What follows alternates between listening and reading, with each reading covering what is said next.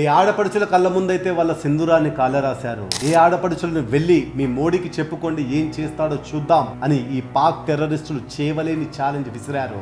ఆ ఛాలెంజ్ కి ధీటుగా మంగళవారం అర్ధరాత్రి 1:30 గంటలకు మన భారత ప్రభుత్వం పాక్ టెర్రరిస్టు స్థావరాలపై మెరుపు వేగంతో దాడి చేసింది.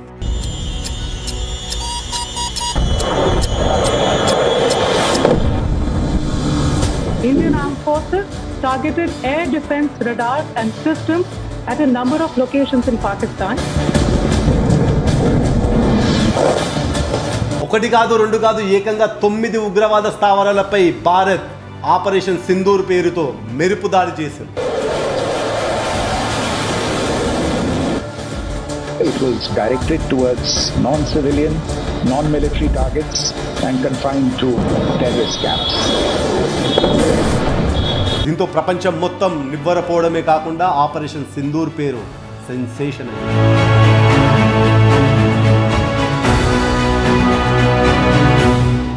మన మహిళలు భర్తల్ని కోల్పోయారు. ఈ ఘాతుకానికి పాల్పడిన వారిని భారత్ ఎక్కడున్నా వదిలిపెట్టదు అనేలా మన రియాక్షన్ పాక్ నరనరాన పాకేలా చేసింది operation Sindoor. Hi hello welcome to social fares. నేను మీ మహేష్ బొమ్మిశెట్టి. మనందరికీ తెలిసిన విషయమే, ఏప్రిల్ 22 పహల్గామ్లోని జైసరస్ లోయలో సేద తీరుతున్న టూరిస్టులను లక్ష్యంగా చేసుకుని అక్కడున్న జంటలలోని మగవారిని వేరుగా చేసి మతం అడిగి మరీ కాల్చి చంపారు.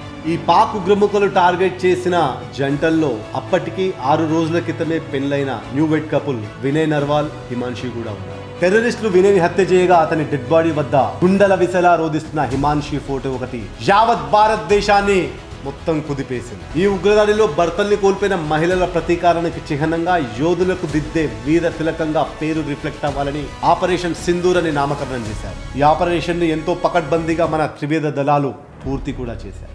కాశ్మీర్లో సీమాంతర ఉగ్రవాదానికి కారణమైన లష్కరే తోయిబా, జైషీ మహమ్మద్, హిజ్బుల్ ముజాహిద్దీన్ క్యాంపులను టార్గెట్ గా చేసుకుని పూర్తిగా డిస్మెంటల్ చేసింది మన ఆపరేషన్ సింధూర్. దాయాదులను డైవర్ట్ చేసి అత్యంత పకడ్బందీగా ప్లాన్ ని అమలు చేసింది భారత్. ఇందులో ప్రధాని నరేంద్ర మోడీ గారి వ్యూహాలు ఎంతో కీలకంగా నిలిచాయి. బాల్కోట్ దాడులకు ముందు కూడా ఇలాంటి వ్యూహాలనే మన మోడీ గారు అమలు చేశారు. బాల్కోట్ దాడి, ఆపరేషన్ సింధూర్ మధ్య ఎన్నో సిమిలియారిటీస్ ఉన్నా వాటిని పసిగట్టడంలో పాకిస్తాన్ ఫెయిల్ అయిందని చెప్పవచ్చు. పాకిస్తాన్ దృష్టి మరల్చి వాడిని దెబ్బ కొట్టడంలో మన మోడీ గారు అప్పర్ హ్యాండే సాధించారు. అసలు ప్లాన్ ఏంటి? ఆ రోజు మంగళవారం అర్ధరాత్రి 1:44 భారత్ అఫీషియల్ గా ఒక ప్రెస్ నోట్ రిలీజ్ చేసింది. దాని సారాంశం ఏంటంటే, Indian arm forces carried out precision strikes at terrorist camps Pakistan and Pakistan occupied Kashmir. ఇందులోని 9 ఉగ్రవాద స్థావరాలపై భారత ఆర్మీ ప్రిసైజ్డ్ స్ట్రైక్స్ చేసిందని ఆ నోటు యొక్క సారాంశం. ఇక్కడ క్లియర్ గా కొన్ని విషయాల్ని మనం గమనిస్తే, భారత ప్రభుత్వం ఎక్కడ కూడా యుద్ధానికి రెచ్చగొట్టడం లేదు.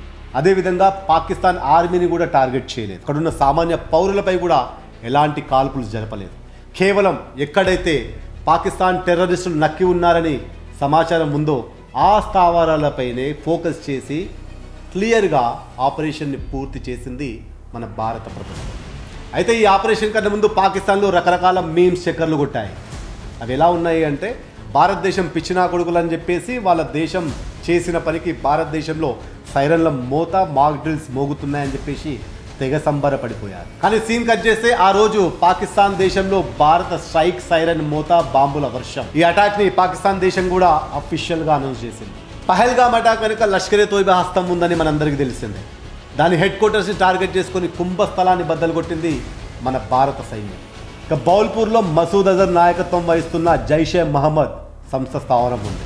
దాన్ని పిన్ పాయింట్ టార్గెట్తో భారత్ ఎయిర్ స్ట్రైక్ చేసి నీలమట్టం చేసేసింది.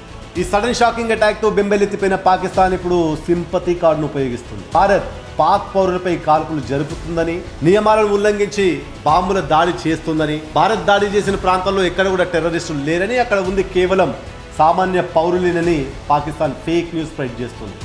అంతేకాకుండా 9 స్థావరాల్లో ఎయిర్ స్ట్రైక్ చేస్తే చనిపోయింది 3 అని చెప్తుంది ఈ పాకిస్తాన్. కానీ అక్కడ చనిపోయింది 100 మంది అని ఒప్పుకుంటే అప్పుడు వాళ్ళందరూ టెర్రరిస్టులే అని ప్రపంచానికి తెలిసిపోతుందనే భయం పట్టుకుంది ఈ పాకిస్తాన్కి.